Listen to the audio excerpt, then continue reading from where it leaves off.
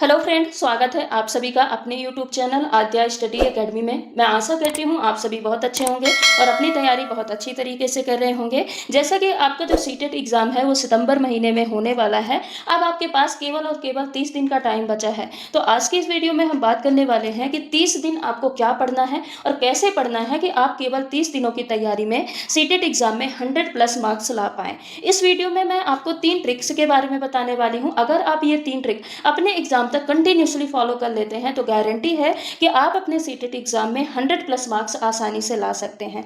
खासकर ये video beginners के लिए है, जिन्होंने अभी तक कुछ भी नहीं पढ़ा या फर्स्ट टाइम आप सीटेट एग्जाम देने जा रहे हैं। तो आपका इस वीडियो से पूरा कॉन्सेप्ट क्लियर हो जाएगा कि आपको सीटेट एग्जाम की प्रिपरेशन कैसे करनी है, यानी सीटेट एग्जाम की प्रिपरेशन का आपको सही तरीका मालूम हो जाएगा।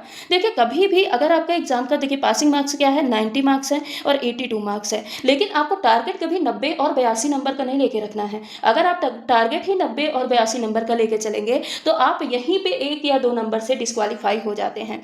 इसीलिए जब भी आप तैयारी करने बैठिए तो अपने मन में यही ठान के रखिए कि हमको 100+ मार्क्स लाना है। और अगर आप टारगेट 100+ का रखते हैं तो आप आसानी से 90+ मार्क्स, 82+ मार्क्स अपने सीटेट एग्जाम में ला सकते हैं, इसकी गारंटी है। बस आपको थोड़ा सा टारगेट ऊपर लेके चलना है। अब हम बात करते हैं सीटेट एग्जाम के प्रिपरेशन की। तो आप किसी भी एग्जाम की प्रिपरेशन स्टार्ट कर रहे हैं तो सबसे पहले आपको उस एग्जाम के बारे में पता होना चाहिए कि उसका सिलेबस क्या है और खासकर उसमें क्वेश्चन कैसे पूछे जाते हैं, किस आधार पर पूछे जाते हैं। तो मैं यहाँ पे सीटेट एग्जाम की प्रिपरेशन की बात करें तो सीटेट एग्जाम की बात करें तो यहाँ पे जो क्वेश्चन बनते हैं टोटल आपके सिलेबस से बनते हैं। और सिलेबस के अलावा आपको जो एक्स्ट्रा पढ़ना रहता है वो PYQ क्वेश्चन। अगर आप इतना कर लेते हैं ना तो 100%, 101% गारंटी है कि आपका सीटेट एग्जाम यहाँ पे क्वालिफाई हो जाएगा, वो भी अच्छे नंबरों से क्वालिफाई होगा।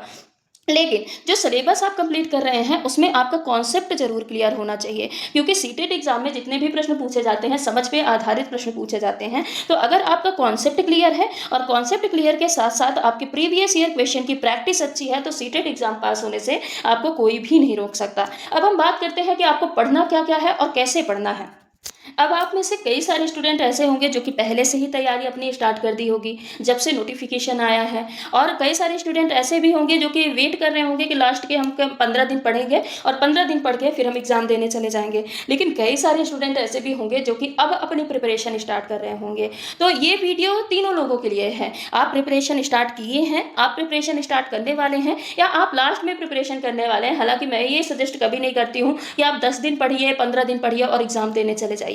आपको ऐसा तो नहीं करना चाहिए। आपके पास अगर समय है तो आप पर्याप्त समय दीजिए। आप किसी भी एग्जाम की तैयारी कर रहे हैं, चाहे वो आपकी पात्रता परीक्षा हो, चाहे आपकी चयन परीक्षा हो, आपको समय उसमें पर्याप्त देना होता है। खासकर अगर आप सीटेट एग्जाम की प्रिपरेशन कर रहे हैं तो आप देखिए कि जो लेवल है अब क्वेश्चन का वो थोड़ा सा अप होता जा रहा है। अब 2021 के बाद देखिए प्रश्नों के लेवल में बदलाव आपको देखने को मिला है। अभी 2026 में, जो फरवरी 2026 में एग्जाम हुआ था, उसमें आप देखिए इतने लेंदी प्रश्न पूछे गए थे कि स्टूडेंट टाइम मैनेजमेंट ही नहीं कर पाए। अब क्वेश्चन तो बन रहे थे लेकिन क्वेश्चन बनने से क्या होता है, अगर आपके पास टाइम ही नहीं बचा है तो यहाँ पे आपको अगर किसी एग्जाम की प्रिपरेशन कर रहे हैं तो सारी चीजें ध्यान में रखना पड़ता है। सिर्फ पढ़ाई जरूरी नहीं है। आपने पढ़ाई तो की, लेकिन पढ़ाई अगर आप कर रहे हैं तो आपसे क्वेश्चन भी आने चाहिए। यानी आपने अगर थ्योरी पढ़ी है तो उसको आप अप्लाई कर पा रहे हैं कि नहीं कर पा रहे हैं, आपको वो पता होना चाहिए। अप्लाई के साथ साथ अगर आप टाइम मैनेजमेंट नहीं करवा रहे हैं तो वो भी एक प्रॉब्लम की बात है। तो यहाँ पे आपको सारी चीजें ध्यान में रखना जरूरी है। अब हम बात करते हैं प्रिपरेशन की। तो प्रिपरेशन के लिए सबसे पहले आपको सिलेबस देखना पड़ेगा।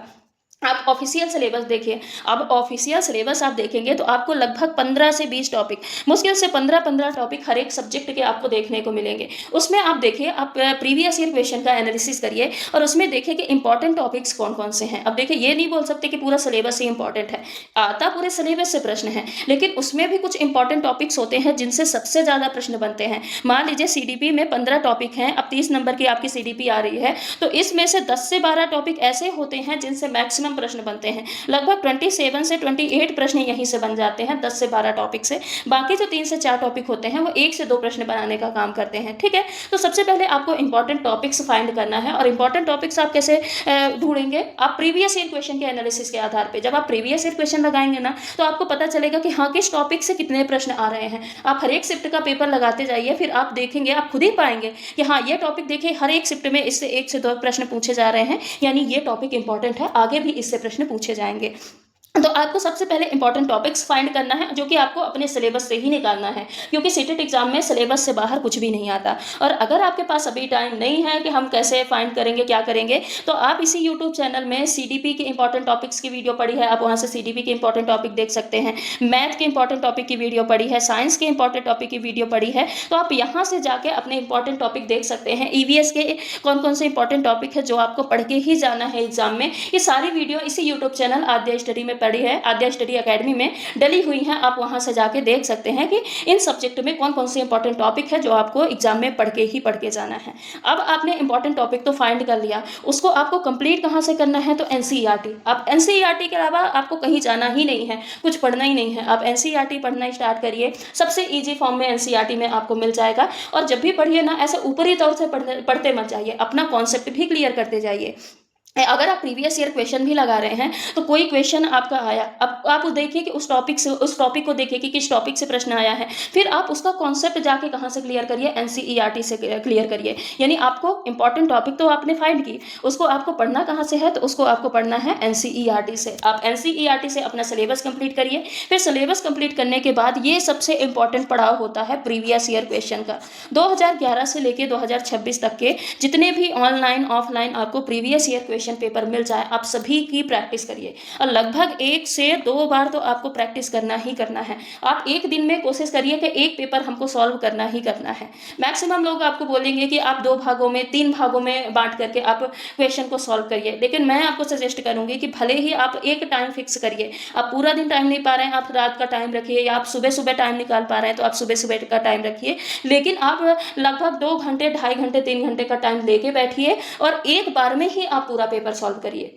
अगर आप ऐसा करते हैं ना, एक बार में अगर आप पूरा पेपर सॉल्व करते हैं, और कोशिश करिए जितना आपको टाइम एग्जाम में मिल रहा है ना, आप उतना ही टाइम अपना टारगेट रखिए कि हमको इतने टाइम में ही अपना एक पेपर सेट पूरा सॉल्व करना है। अगर आप ऐसे करते हैं ना तो आपका टाइम मैनेजमेंट भी बहुत अच्छे से होगा। क्योंकि फरवरी में जो अभी सीटेट का एग्जाम हुआ था, मैक्सिमम स्टूडेंट के अगर क्वेश्चन छूटे हैं तो वो इस वजह से छूटे हैं कि टाइम नहीं बच पाया, टाइम नहीं मैनेज हो पाया। तो टाइम मैनेजमेंट का भी आपको अच्छे से ध्यान रखना है, जिसके लिए आप जब भी previous year question paper solve करिए या आप नए क्वेश्चन की प्रैक्टिस कर रहे हैं, मॉक टेस्ट दे रहे हैं, तो आप उसको एक बार में सॉल्व करने की कोशिश करिए। आप उसको टुकड़े में मत बांटिए कि एक दिन में पूरा पेपर आप सॉल्व कर रहे हैं, आप पहले 30 प्रश्न सॉल्व किए, फिर दूसरी बार आप बैठे तो फिर 30 से 40 प्रश्न सॉल्व किए। आप ऐसे मत करिए। ऐसे टुकड़े में सॉल्व करेंगे तो आपकी प्रैक्टिस तो होगी, नो डाउट प्रैक्टिस तो आपकी होगी, लेकिन टाइम मैनेजमेंट आपका वहां से नहीं आ पाएगा। इसीलिए आप जब भी पेपर सॉल्व करिए तो आप कोशिश करिए कि एक बार में ही हमको सॉल्व करना है और विद इन अ टाइम हमको सॉल्व करना है। अगर आप ऐसे सॉल्व करते हैं तो आपके क्वेश्चन की प्रैक्टिस के साथ साथ आपका टाइम मैनेजमेंट भी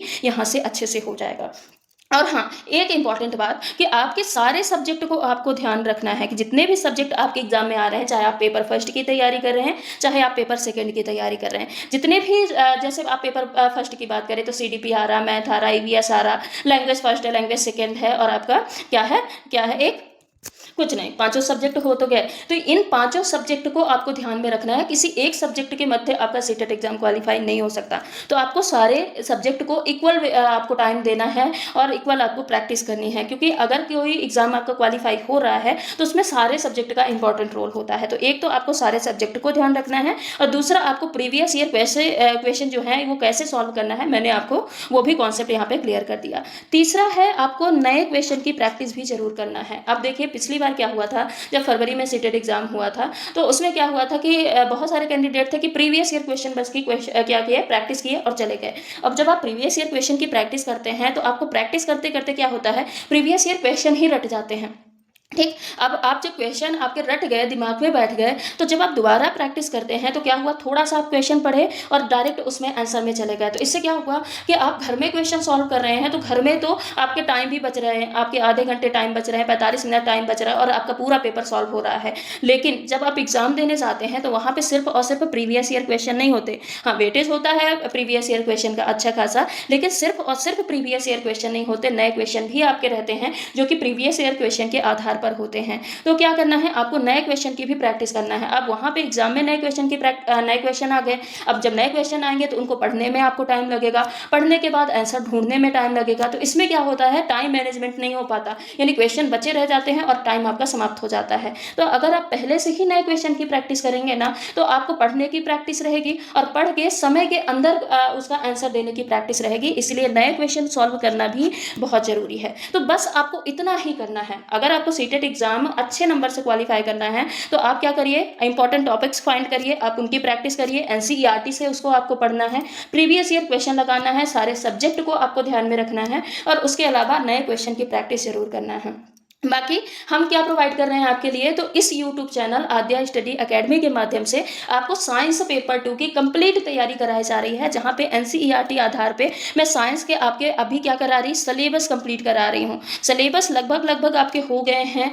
हमने लाइट टॉपिक पढ़ लिया, मोशन पढ़ लिया, न्यूटन के गति के नियम पढ़ लिए, दर्पण पढ़ लिया हमने, लेंस पढ़ लिया है हमने, एसिड एंड बेस पढ़ लिया। ऐसे कई सारे टॉपिक हैं जिनको हमने पढ़ लिया है, यानी एनसीईआरटी आधार पे हमने सारे कॉन्सेप्ट वहां पे क्लियर किए हैं जहां जहां से आपके एग्जाम में क्वेश्चन बनते हैं। तो सिलेबस तो आपका लगभग कंप्लीट हो गया है। कुछ एक टॉपिक बचे हैं जो आपको कराने हैं, तो वो भी मैं आपको करा दूंगी। अब हम क्या करने जा रहे हैं, क्वेश्चन की प्रैक्टिस। अब क्वेश्चन प्रैक्टिस में हम प्रीवियस ईयर क्वेश्चन की भी प्रैक्टिस करने वाले हैं और साथ ही नए क्वेश्चन आपके सीटेट एग्जाम में बन सकते हैं, हम उनकी भी प्रैक्टिस करने जा रहे हैं। तो साइंस की कंप्लीट तैयारी के लिए अगर आप चाहते हैं कम समय में साइंस की आपकी कंप्लीट तैयारी हो जाए, सिलेबस भी कंप्लीट हो जाए, प्रीवियस ईयर क्वेश्चन और नए क्वेश्चन की प्रैक्टिस भी हो जाए, तो आप हमारे यूट्यूब चैनल आद्या स्टडी एकेडमी के साथ जरूर जुड़िएगा। यहां से आपकी साइंस की कंप्लीट तैयारी हो जाएगी। तो चलिए आज की वीडियो को हम यहीं पे समाप्त करते हैं, मिलते हैं अगली वीडियो में। तब तक के लिए अगर आप चैनल पर नए हैं तो चैनल को सब्सक्राइब कर लीजिएगा, वीडियो को लाइक कर दीजिएगा, साथ ही बेल आइकन को हिट जरूर कर दीजिएगा ताकि कोई भी अपडेट हो, कोई भी वीडियो अपलोड की जाए